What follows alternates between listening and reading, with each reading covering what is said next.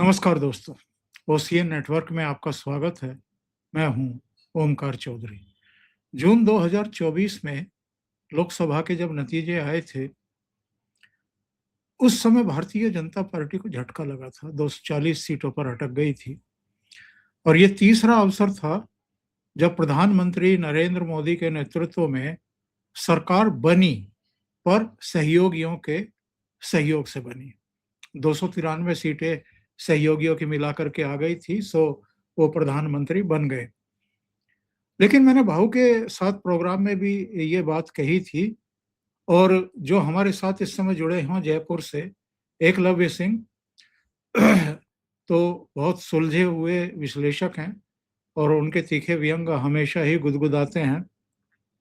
उनका स्वागत भी कर लेते हैं और उन्होंने पिछले दिनों एक वीडियो दिया और जिसमें ये बताया गया था कि वो जो सूनापन था उनकी आंखों का, उन आंखों में जो शिकवा भी था, गिला भी था, लेकिन जिह्वा पर वो चीजें नहीं आई जब वो उद्बोधन के लिए खड़े हुए भाजपा मुख्यालय में। लेकिन हिंदुस्तान की कोटि-कोटि जनता ने उन आंखों को पढ़ लिया।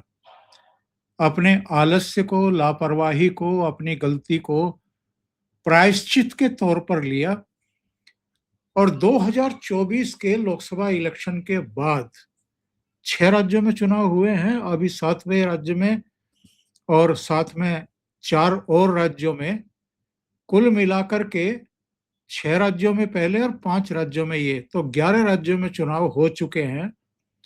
उन 6 राज्यों में से 4 में भारतीय जनता पार्टी के मुख्यमंत्री बन चुके हैं।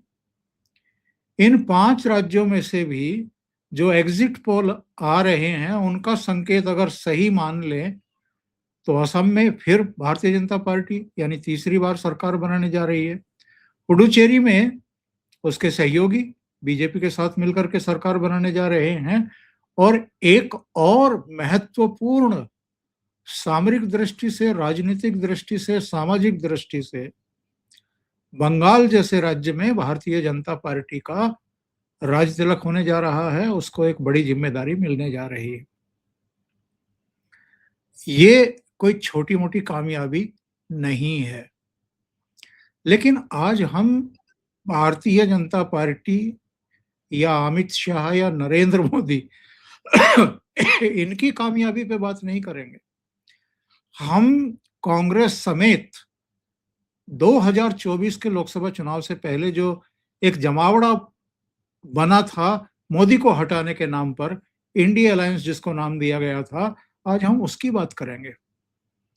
लोकसभा चुनाव में इन्होंने क्या किया, लोकसभा चुनाव के बाद जो अब तक 11 राज्यों के चुनाव हुए, इनमें इनका परफॉर्मेंस क्या रहा और जो जो मोदी विरोध के नाम पर, मोदी को हटाने के नाम पर इकट्ठा हुए थे, आज वो किस अधोगति को प्राप्त हुए हैं, जरा इस पर बात करेंगे।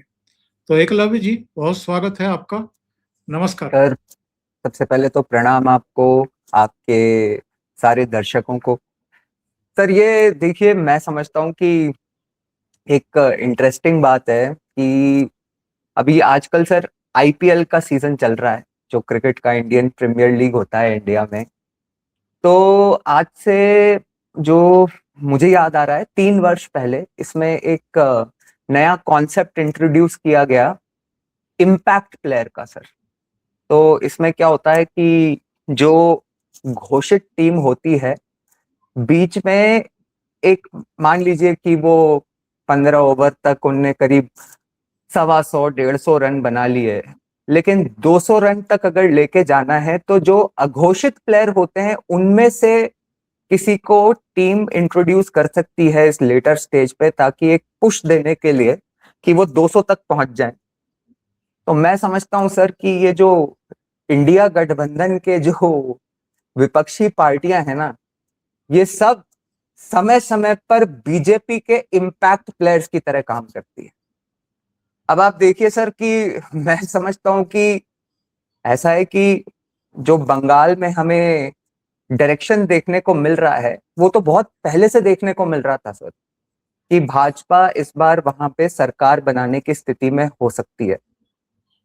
परंतु अब जिस तरह की बातें सुनने को मिल रही हैं, जो फीडबैक आ रहा है कि भाजपा 170 संभवतः 180 या उससे ऊपर भी जा सकती है, इसके इम्पैक्ट प्लेयर राहुल गांधी हैं। भाजपा अपनी लड़ाई वहां पे लड़ रही थी, अब वहां पे सर राहुल गांधी जी पहुंचे, पहले तो 1 या 2 सभाएं करी टोटल, और जब वहां पे पहुंचे तो कहते हैं कि ममता दीदी ने बहुत ही बेकार सरकार चलाई, और यदि वो यहाँ पे अराजकता नहीं फैलाती तो भाजपा के लिए दरवाजा नहीं खुलता। मतलब ये नहीं बोला कि कांग्रेस के लिए दरवाजा नहीं खुलता, कह रहे हैं कि भाजपा के लिए दरवाजा नहीं खुलता, और इस बात को कोई नकार भी नहीं सकता, ये और बता दिया सर। तो ये सर इनकी इंडिया गठबंधन की स्ट्रेंथ है। हालांकि सर देखिए ये क्या है ना कि ये लोग नेचुरल अलाइज नहीं है, सबसे बड़ी समस्या ये है। इस चीज का एक इतिहास भी है, मुझे लगता है ये सब बदलेबाजी का कल्चर है सर। ममता बनर्जी एक समय पे जब कांग्रेस की कर्मठ नेता हुआ करती थी पश्चिम बंगाल में, और जब वो कम्युनिस्ट के अगेंस्ट अपनी लड़ाई लड़ रही थी लेफ्टिस्ट के अगेंस्ट, तो उस समय ममता जी को इस गांधी परिवार ने अकेला छोड़ दिया था। और यही कारण है कि जब ये इंडिया अलायंस बना तो इसमें एक तरह से कम गांधी परिवार या राहुल गांधी की लीडरशिप को इस इंडिया अलायंस में ममता जी ने कभी स्वीकार नहीं किया, और मैं समझता हूं कि उसी का बदला अब ये राहुल गांधी ले रहे हैं। तो ये तो कहानी हुई सर पश्चिम बंगाल की। अब आप सर तमिलनाडु में स्टैलिन को उठा लीजिए। अब सर मुझे लगता है कि ये जो महिला आरक्षण इंट्रोड्यूस होने के चलते जो एक परिसीमन की अपॉर्चुनिटी थी, ये साउथ के स्टेट्स के लिए एक ऐतिहासिक अपॉर्चुनिटी थी। लेकिन बस मतलब कांग्रेस के चलते, कांग्रेस के गठबंधन के चलते साउथ इंडिया के सारे स्टेट्स का इस चक्कर में स्टैलिन ने नुकसान करा दिया, और उससे भी ज्यादा इंपॉर्टेंट कि फ्यूचर में बीजेपी के लिए बहुत बड़ा फायदा करा दिया। क्योंकि ये तो इसमें कोई डाउट ही नहीं है कि आज की स्थिति तो यह है कि बीजेपी का स्ट्रॉन्ग होल्ड नॉर्थ इंडिया में ही है। आज अगर सेम रेशियो में सीट्स बढ़ जाती तो काफी समय के लिए साउथ इंडियन स्टेट्स को फायदा हो जाता, और इसका खंडन जो है सर चंद्रबाबू नायडू जो एनडीए में है उनने ही नहीं, जगन मोहन रेड्डी ने भी किया। और अब सर ये वैसे तो हम इन्हीं लोगों की बात कर रहे थे, लेकिन एक बस तुलना के परिप्रेक्ष्य में अगर आप देखें कि भाजपा कैसे काम करती है तो वो इससे कितना डिफरेंट हो जाता है सर। जिस दिन आपको ध्यान होगा कि बिहार के जिस दिन परिणाम आए, उसी दिन मोदी जी ने एक बात कह दी थी कि ये जो हमारी गंगा जी का आशीर्वाद इस बार मिला है, ये गंगा जी बिहार से बहती हुई बंगाल ही जाती हैं। तो ये उनकी सर फ्यूचर की प्लानिंग कब शुरू हो जाती है, आपने देखा होगा कि अभी तो परिणाम घोषित नहीं हुए हैं बंगाल की, लेकिन मोदी जी उत्तर प्रदेश में शुरुआत कर चुके हैं। और अगर एक लंबे परिप्रेक्ष्य में भी देखना हो ना सर, तो देखिए अमित शाह 2014 में सर राष्ट्रीय अध्यक्ष बने थे, और वो उस समय मेरे सिक्किम भी होया है। बिल्कुल बिल्कुल सर बिल्कुल। और तो अमित शाह सर 2014 में राष्ट्रीय अध्यक्ष बने थे, और उस समय मैं समझता हूं कि नई नई जिम्मेदारी थी, और उनका जो फोकस था वो उत्तर प्रदेश के 2017 के चुनाव पे था। तो 2016 में जो बंगाल के चुनाव वो हुए, लेकिन 2016 से 21 की जो जर्नी थी उनने 3 से 77 पे पहुंचा दिया। और 16 से 21 से जो 26 की जर्नी है सर, उसके क्या परिणाम आते हुए दिख रहे हैं वो हम ऑलरेडी देख रहे हैं सर। तो मैं तो सर आपको मतलब कल सर मैं एक डिबेट शो पे जब एग्जिट पोल्स में गया हुआ था, तो ये जो विपक्षी पार्टियों के लोग थे ये हर वक्त घुमा के चीजों को तमिलनाडु केरला पे लाने का प्रयत्न कर रहे थे। तो मैं ये सर आपको बता रहा हूं, मुझे ऐसा लगता है कि ये भाजपा की जो लॉन्ग टर्म रणनीति है ना, उसको ये शायद समझते ही नहीं है। मैं आपको बता सकता हूं कि 15 वर्ष बाद तमिलनाडु और केरला में भी भाजपा में हमें ऐसे परिणाम संभवतः दिख सकते हैं जो आज हमें बंगाल में देखने को मिल रहे हैं।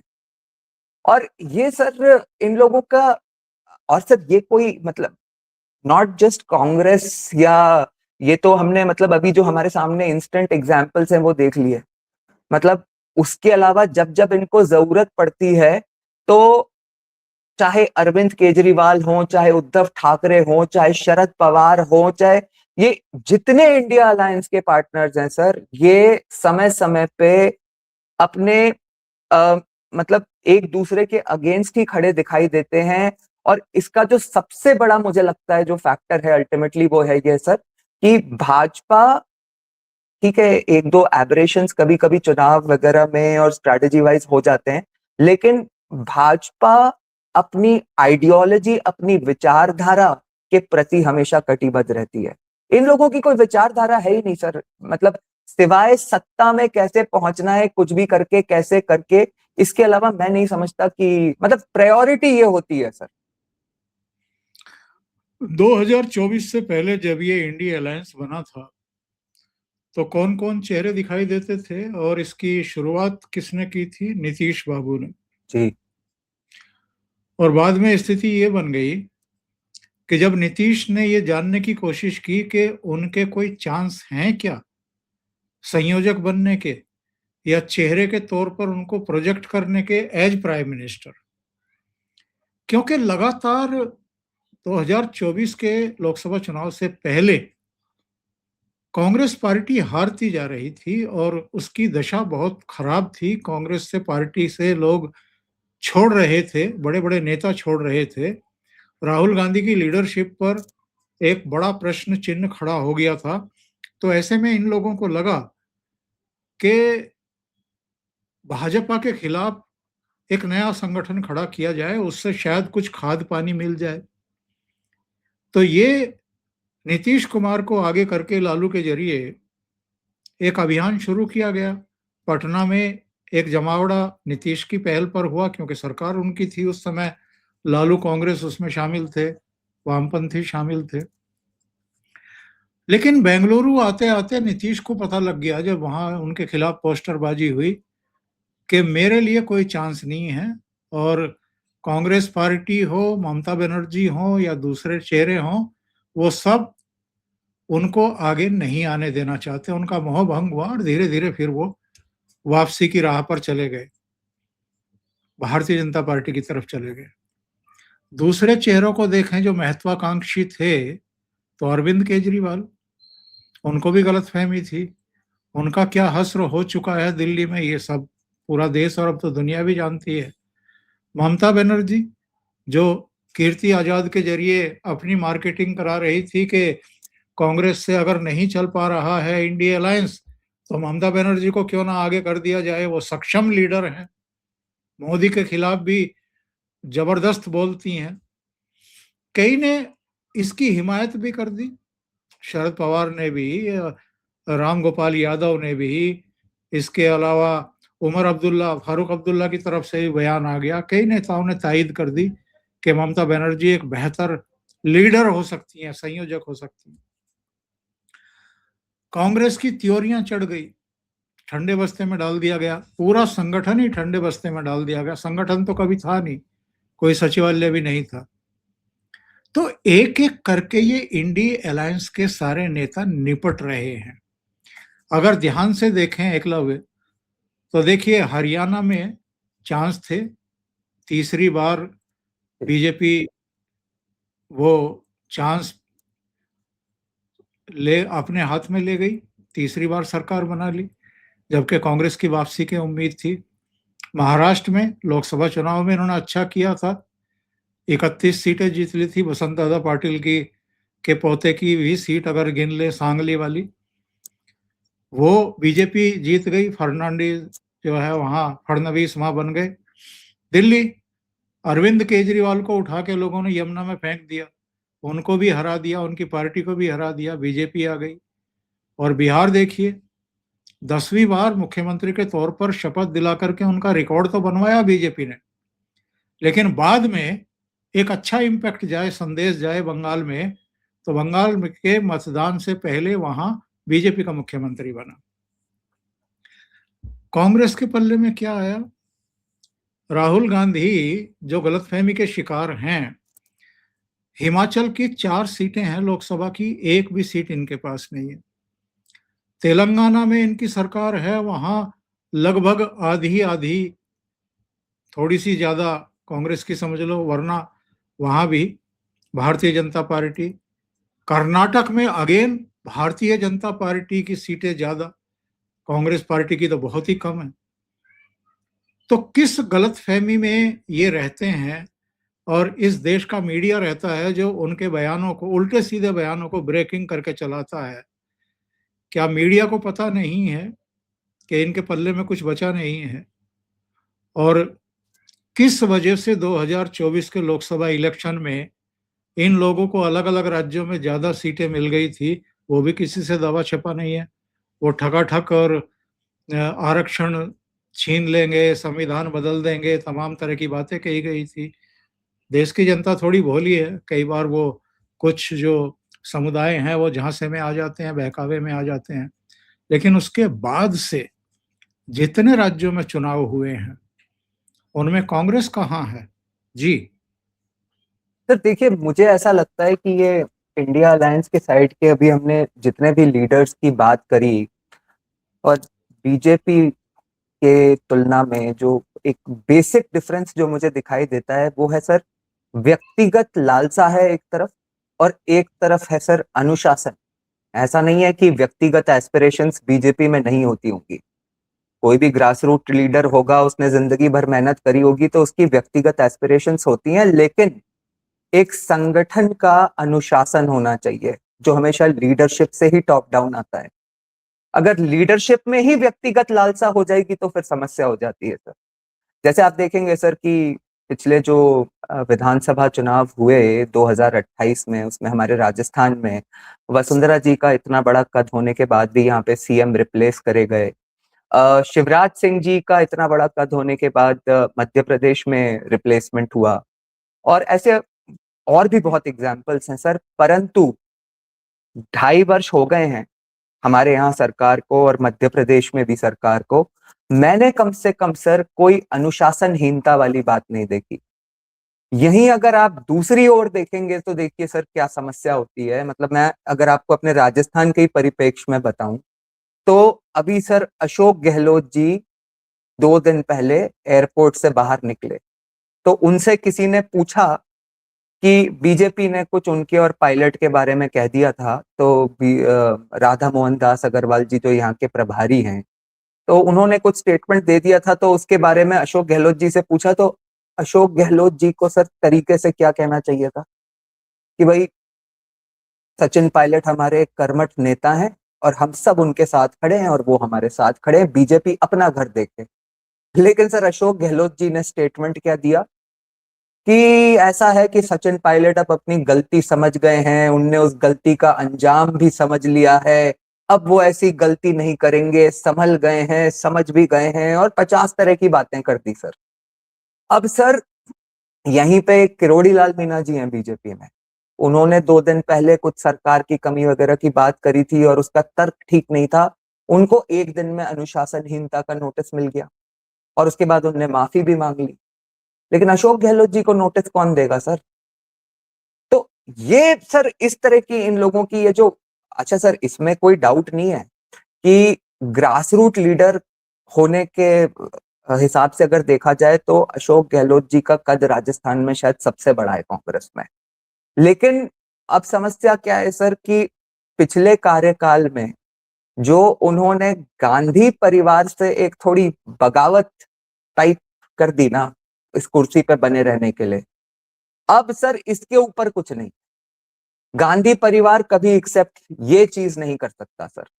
तो सिमिलरली सर गांधी परिवार का ये जब अपने ही किसी लीडर को एक स्टेट में नहीं कर सकता, तो वो किसी और गठबंधन के किसी और पार्टनर को क्या करेगा सर?